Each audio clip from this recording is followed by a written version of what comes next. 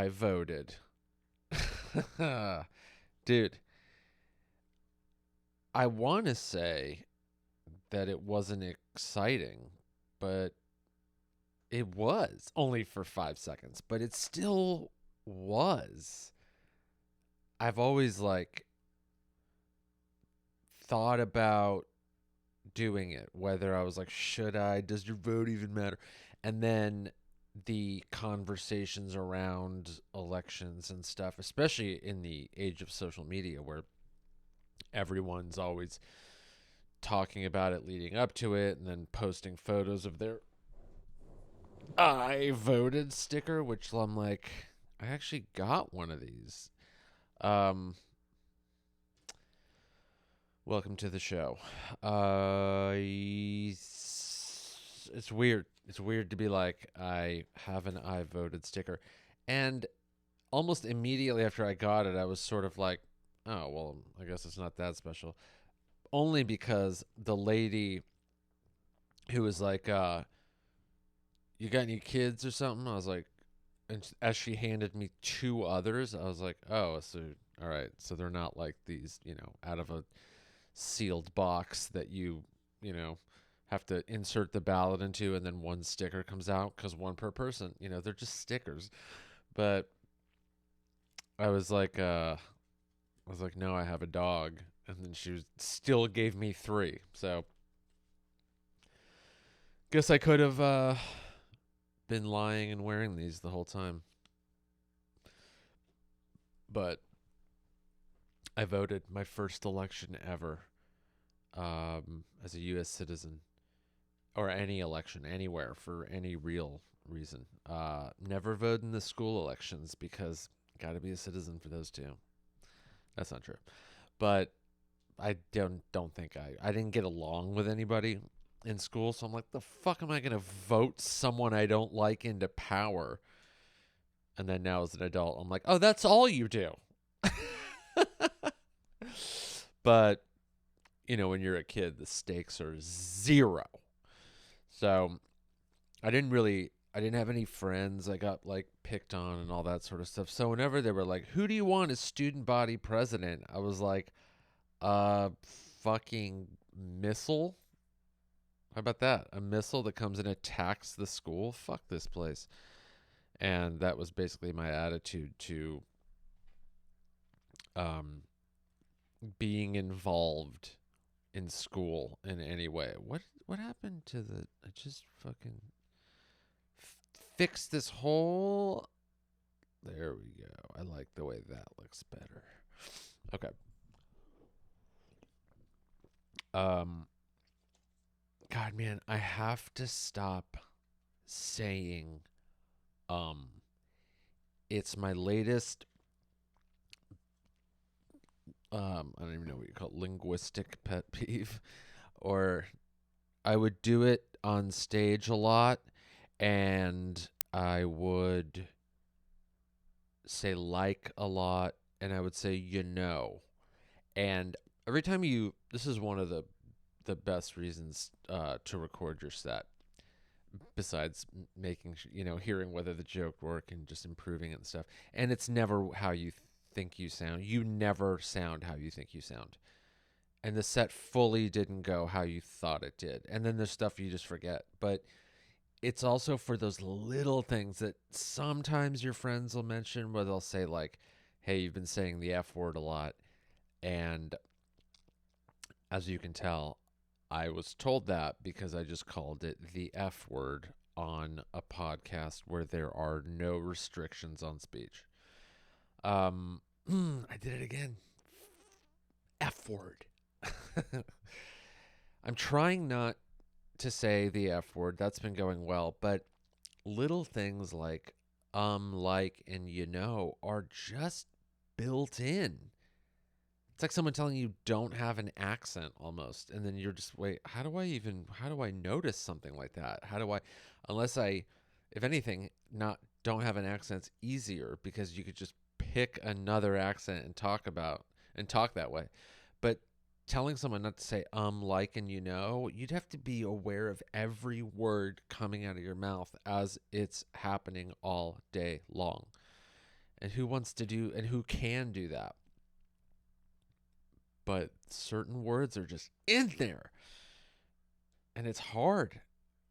So as I'm going through what I'll listen to the uh, podcast after and cut out any bullshit at the beginning or end, and then sometimes I'm like, I'm gonna go through and see if there's any little dead spots of air, and there are sections where I go, I'll finish a thought and then I'll go, yeah, but next topic, and that is just who needs that, and I don't even notice I'm doing it. I don't think it's that long, but in podcast time, I guess it's an eternity. Anyway, I'm trying to be more mindful. So anyone who watches and listens, I did it again. Anyone who watches and listens, if it sounds like, I'm not saying count them and let me know exactly how many, unless you're so bored, you can do that. But I'm talking about if you're listening and watching and think, God, they really did say, like you're looking to a loved one because you're watching it with a loved one. Hey, the 13 people I invited over for this random podcast episode watching, just nothing special episode. All 13 of you, A, thanks for coming. B, hope you like the hummus. And of course you did. It's the best. No one makes it better. Yeah, no, I know. I'm saying it for you because you have a mouthful of hummus. So anyway, the 13 of you, thank you for being here. Did you notice that he said, like, and more than the average adult male would? Because I know a teenage girl probably would. That would be like, oh, he said it less than the average teenage girl or teenage boy for that matter. So everyone write down your answers, and then we're going to postmark it and mail it to him. That's not what I expected you to do. If it sounds like you could dial it back a little further, don't hesitate to let me know. I'm trying to ultimately do this for economy of words on stage and just not having those little maybe most people don't even notice it, but I notice it, and I want to do it less, and it just doesn't sound nice to be like so many times. God. I just went to New Hampshire for the first time. Better than I thought it would be. It's very pretty. It's a very pretty state. Just like Maine and Vermont. All three of those states are beautiful. They're, to be honest, you kind of don't know when you're in either one because you'll just be driving and you're like, if someone told me this is Vermont, I'd be like, yeah, why wouldn't it be? Same goes for the other two. They're all pretty long, open highways, small towns. I went to Manchester, New Hampshire, and I did a show there that was really fun. It was in the downtown area where there's like bars and restaurants. It's a very old looking town. There's a university there. There's maybe like a medical something research, blah, blah, blah. It felt like one of those cool, smaller cities where you're like, oh, in 10 years, this is where everyone's living. Time to buy property. Oh, wait, I have no money. And then you leave. That's what it felt like. It's cool. It's on a river. It's a cool city. And the show is good. It's a super white city. I mean, everyone looked like they were at January 6th, wanted to go, or couldn't afford to go. That also describes the class structure. There's some guys where you're like, they're making good money. And then a lot of blue collar guys are the ones that like wanted to and maybe couldn't work it out. And then there's the couldn't afford to, there's no way they were making it. And those would be the heroin addicts that are randomly walking around like zombies. Apparently there's a heroin problem in Manchester, New Hampshire. There were a lot more homeless-ish looking people than I would think in that town, I guess, just because they have a drug problem, which is kind of sad. I almost said it, but I caught myself. See, I guess I can sort of be a little aware. They have a drug problem, and it was just like I was saying in the last episode, where you're in a smaller town, you're like, Yeah, I sort of feel a little unsafe walking down this dark street, and there's, I said, sorry. But if that were New York, I'd be like, well, there's 2,000 other people around. But had a sort of for a second, but there were more people walking down the main drag there because there's like bars and restaurants. I ate at a really cool diner. It was this super old school, like train car, like where you walk in, couple tables on the left, and then just the counter. And they had a bunch of stuff on the menu, one of those menus with just like 17 burgers, build your own burger, here's sandwiches, there's some soups and all kinds of stuff. And they had like a bunch of different pies. I was like, this is my jam. And there were a few of those there. So every time I go, I'll probably try a different one. But apparently, what was strange is I walked in and like they had, I said, like, I caught it. Don't worry. I'm there. I'm with you. There were all these famous people had shots, and I thought, who the hell has probably been here? First two I saw were Adam Sandler and Sarah Silverman. I'm like, all right, well, fine, I guess. But then I remembered, isn't Sarah from there? I think she is. And then was Adam? I don't know. But it was good. It was a pretty good diner. I can't remember the name. I'll find it and post it. That's one of my favorite things about going to small-ish towns like that is the old school diner, because those are dying. They are falling off. Any city I go to, that's where I feel comfortable. That's where I want to eat. I could hang out there for a little bit. It just feels like you're like in the veins of the city, because the amount of people that go in and out of there's like a high turnover, and there's every like class of person goes to a diner like that. So like you get a little bit of like, here's what the city's like. I don't like nice stuffy restaurants, even if they're not like fancy nice, but just they look, you're just like, I don't feel right just like hanging out here like sipping diner coffee for 2 hours and just watching the town go by. But I love places like that. They feel like time capsule-y. Any place that feels like a time capsule of that city, sign me up, man. That's why I like old comedy clubs like that. When you walk in and you're just like, oh, it feels like the 80s comedy boom in here. It's just, I like being transported like that. Especially as someone who travels a lot for work, because a lot of comedy clubs feel the same. Most hotels feel the same. The chain dining restaurants, which I avoid, but sometimes it's like that's what's there, they all feel the same. So anytime I can like go to a cool vintage store or one of those diners, or there's really not a lot of other examples of places that feel like a time I mean, maybe if you find like one of the old school hotel, like every not every town, a lot of towns will have like, and then that's the 100-year-old hotel that people love to stay at. There's usually one of those, and if there's a good rate, I'll try and stay at one of those because it feels like a time capsule. I remember staying in one of those in Montana. I did one of those in Kansas City. They had like a cool old school 100-year-old building type hotel, and there was like, what I loved about it was there was local artists. There was an art gallery on like the ground floor, which is cool, and then every floor, the art on the floors was of artists from Kansas City. Which, dude, every hotel, please do this. What a great way to get the art of the locals, the local art scene, into the hands of people and traveling people that don't even live there. Dude, get on it. Even like, it would be awesome if like bigger chains like that, watch someone take this idea and run with it.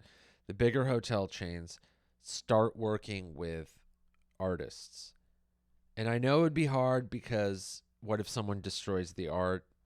That's an issue. There could be a way around that. Or they're there on what do you like how co-ops have, what is the term? Commission, but consignment. That would be if you could work that out and make sure the art stays safe. And I know that could start upping the cost. That would make hotel chains feel so much better. They really would. And I know it's cheaper to just get like 10,000 of the same shitty print that was manufactured from a machine somewhere in China and just put them on the wall. But maybe one of the floors, maybe like, I wish hotels would just find ways to liven up the scene.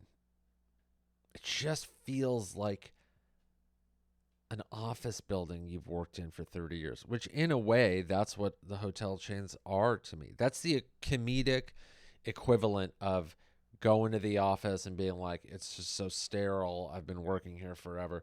That's hotel chains for a comedian. The hallways feel the same. The lobby check-in feels the same. All the rooms feel the same. The art looks the same. The bathrooms, the shampoo, everything is just like slightly different. Just not enough to where it matters. Enough to where you feel the hope that it's going to be unique, and then it's drained right out of you. Hyatt, Hilton, Marriott, all that. Here and there, there's some companies that'll go, this is our hip 20s hotel called YOLO or whatever. Hashtags on the wall. It's like we see what you're going for, and that looks just as bad, if not worse. Just pre-packaging of a generation or like a subculture. There's one called the Moxie. They're starting to open those. There's one opening in Williamsburg, Brooklyn. I stayed at one in Minneapolis, but it's like, this hotel's so rad. Look at these cool leather couches and these weird light fixtures. And hey, we got a bar down here. In fact, when you check into the hotel, you check in at the bar because that's so cool because we're young and we love bars. That's how that place felt. And it wasn't like a cool, beyond that, it was just a regular hotel. So that's novel for like 1 or 2 stays, I guess. But Airbnb started to change the model. They started to make it seem like, oh, you can stay at places that are it's actually someone's house. And now a lot of those feel manufactured. There's like a look.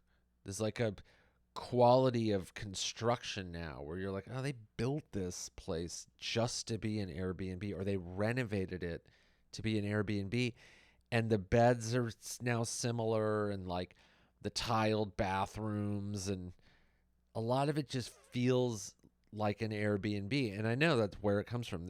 We need to cut costs, and hotel chains I've seen are opening their own Airbnb hotel home like things, and they're trying to be secretive and hide that it's like it's a Marriott property. Sometimes it'll say, we're like, wait a minute, I thought this was like a condominium complex where some people rent it out.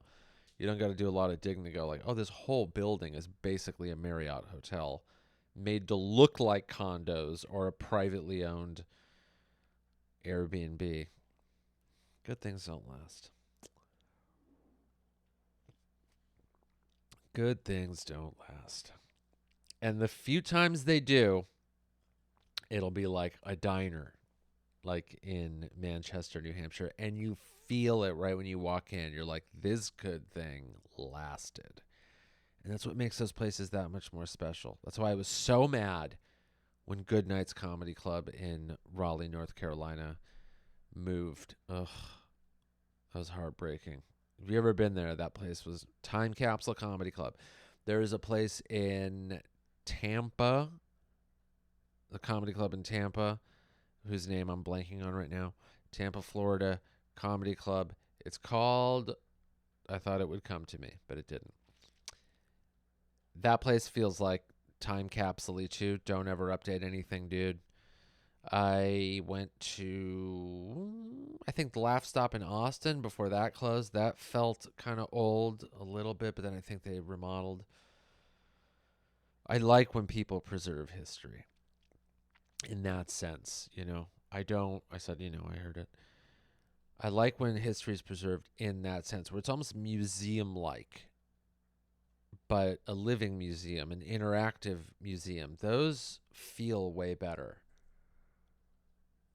That's a good way to explore travel tips with Nick Youssef. That's a good way to. I heard. That's a good way to explore a city. The local coffee shops. That's a great way to see what everyone gets coffee. Every type of person you'll see kind of coming in and out. Unless it's like a painfully hip neighborhood, then it's mostly the painfully hip who are going to be there. But you will get a good taste of what it's like. And then if you want to find a cool vintage thrift store, good lunch spot, something like that, like a local divey bar, you talk to those fucking baristas. They are living there. They're young. They're sort of broke maybe, so they're trying to find the cool spots. And they'll know.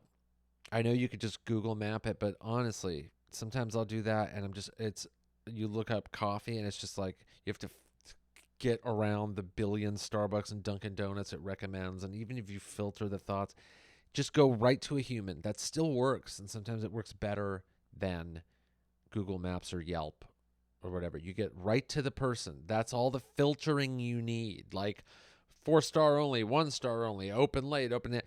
Ask the person, hey, we seem like we're similar, or where do you like to eat? Where do you like to get a good sandwich? And they'll go, oh, I like this and that. And then if you say where you're from sometimes, or you're trying to find something that's just in Minneapolis or Kansas City or Tampa or even bigger cities, Chicago, like some people that are of a neighborhood, they'll go, oh, dude, you got to try this place. No one knows about it yet. Really get in there. Those baristas know what's up. Bartenders, I guess, too. I don't go to bars anymore, but a lot of time, if, you know, they're working at night. So, like, I guess you could ask them where to get lunch. But that's a good way to get into conversations about what the city is like. Talk to those baristas. And then when you go to the vintage store, talk to the employee there. That's how I find my ways around these places. And that's how I find the cool stuff. There's some good social media Instagram accounts that'll be like, go here, do that. And you just got to do a combination of those. But the people that stick to just looking on Google, oh, this place 4 stars, 1,300 reviews. Yeah, that'll probably be good, but I've been to places. First, you cross reference. All right, have people been writing about it? Is it good? And then you talk to the locals. They'll go, that's good, but you should go here. And if you have time, do both and compare notes. You'll be surprised. It's not always just the high ratings. And I almost said it again. So that's going to be my new thing. Catching myself saying, then turning it into I am going to say another thing. Imagine if that was your weird speech thing. People were like, that guy, in between thoughts, he sings, I am going to change the subject. That'll be my new thing. No more just I am changing my. I'm going to be in San Francisco November 12th through, nope, November 5th, November 16th. November 16th through 19th. The reason I said 12th is I'll be in LA for a few days. I don't know if I want to do any sets in town. I've just been liking going, hanging out. But we'll see. I guess last time I was there, I did a show at California Comedy Club just because it was right down the street. And I needed to tinker with some stuff before the taping. The special's in post right now. It's coming. It's coming along. I can't wait for it to be done and just to take care of all the other stuff right before figuring out a release day and how and where and all that good stuff. Man, I'm so glad that's over. Writing new material. I'll do some new stuff at the Punchline for sure. Maybe mix with some old, maybe riff, do some crowd work, have fun, just have a free set, not whittling down and getting everything right, just freedom. That's how it felt in New Hampshire. I was like, I'm going to do some new stuff and then I'm just going to talk. I'm going to like just go wherever my mind and the room takes me. And sometimes, God, those are the most fun sets. They really are. Just who cares where this goes? Let's see what happens. Those are the most fun. So there'll be some of those in SF. San Francisco Punchline, November 16th through 19th. Tickets at their website. There's links in my bio. Go to my website. It's all there, dudes. It is all there. And we'll see what happens for December. We'll see. Guys, I'm better than you. I voted. Keep that in mind. 2 more where that came from. So even if I threw it and the dog ate it, they hooked me up. They saw it in my eyes. This guy's a new voter. Let's give him 12. Let's give him a roll. And you can sell these. They're not watermarked.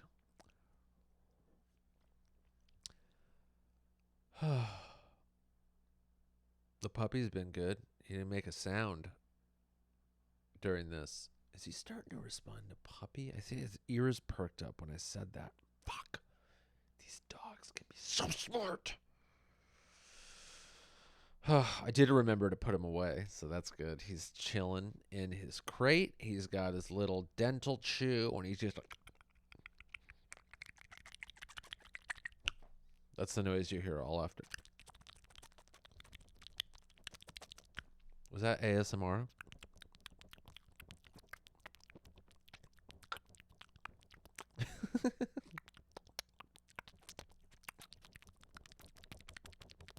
Okay. Some people get so into those videos. I've watched some and I can see why it sounds kind of like like that. But I can't be like, "Oh, cool. Let's do this for 45 more minutes." I'm going to unwind with some person scraping their hand across a carpet, or what's another ASMR that's really popular, like squeezing those like balls. I was like, and then just like caressing objects sometimes, or like the balloon thing. Some people like that. Some people like just like onto a balloon. I don't know where or why. What is the psychology behind that? Why does that bring you comfort on such a level? What is the psychology behind? I need to just hear close up, like even that scratch, that like, and then people whispering and talking like this. I could see the whispering thing. It's soothing because it comes from another person, and they're sitting there saying, "Hey, calm down. It's okay. I'm here for you. It's fine. It's fine. Yeah.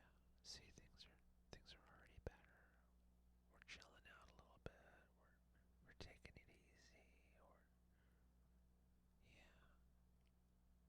Now give me all your fucking money."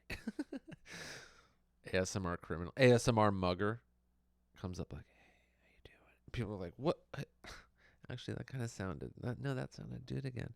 Yeah, that's why I did it in the first place. And they're like, "Dude, what's like? I don't even know you. What are you doing?" And they're like, "I'm here to take all your money from you." And they're like, "What?" I mean, all right. That'd be so stupid. Maybe, what if that's how you mugged ASMR people? I don't even know if I'm saying it right. AS or AMSR? ASMR? That's how easy it would be to mug someone that's into that sort of stuff. You just walk up and you're like, and they're like, oh. And you just like pickpocket them. Like, I mean, well, they didn't say don't take his stuff, so was it? They seem to be enjoying it. We thought they knew each other. We thought he was borrowing his wallet. ASMR. Now I actually want to look them up and purposely try. I want to like put on headphones and just be like, okay, I'm playing this ASMR video and let's see what it does for me. But crinkling paper, is that another one? That's another. Or some people like the sound of people eating stuff. I remember early YouTube videos and all that sort of that people would make money off videos that were like them sitting there just eating things. And you're like, did someone buy a fucking house doing that? Early YouTube was insane. The people that were like monetizing stuff, they're like, wow, man, how'd you get this mansion? And you have a Ferrari? What did you do? Oh, I figured out that you could do this to a microphone. And people would line the fuck up and watch it. Yeah, I made like $250K last month off of. No way, really? Yeah. Yeah. How did I get that fleet of Bentleys? From this.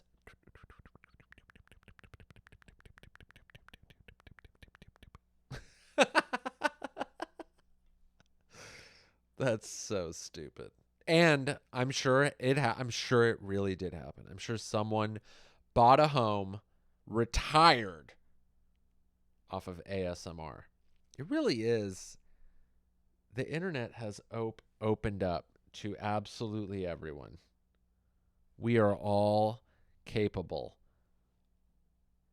of making it in ways that are fucking ridiculous. But at least it's possible. It used to just be like author, rock star, actor, musician, athlete. Fucking. Oh, you trained for 25 years? And then you got into the NFL? Idiot. What did I do? I did this.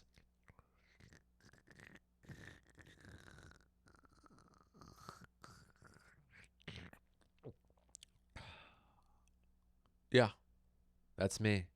What if the athlete was like, oh, you're the sip and swallow guy? Oh, dude. Those videos got me through the hardest parts of NFL training camp. In other words, I'm jealous of you ASMR people that figured out how to monetize that and buy a small town.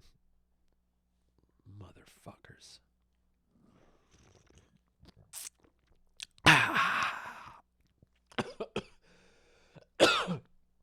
Oh, is there coughing ASMR? Is this podcast episode going to make me $4 million? Is that what I just stumbled into? Oh, shit. That did not go down the right pipe, which, by the way, I realized a few months ago. I was like, oh, wait, that's just a figure of speech. There's no way it actually went into your lung. You just didn't swallow properly. When I was younger, people were like, yeah, I just went down the wrong pipe and into your lung. I'm like, what? You can't have coffee in your lungs? There's no way. Is there a way? I didn't look this up, by the way. It just occurred to me that, oh, it must just be the same. There's only one pipe that you can eat and drink through, right? I'm not going to look that up. I'm just going to believe it for the next. Like I believe the previous thing for 20 years, I'm believing this for 40 years. Okay, friends. Just like last episode, if you got this far, thanks.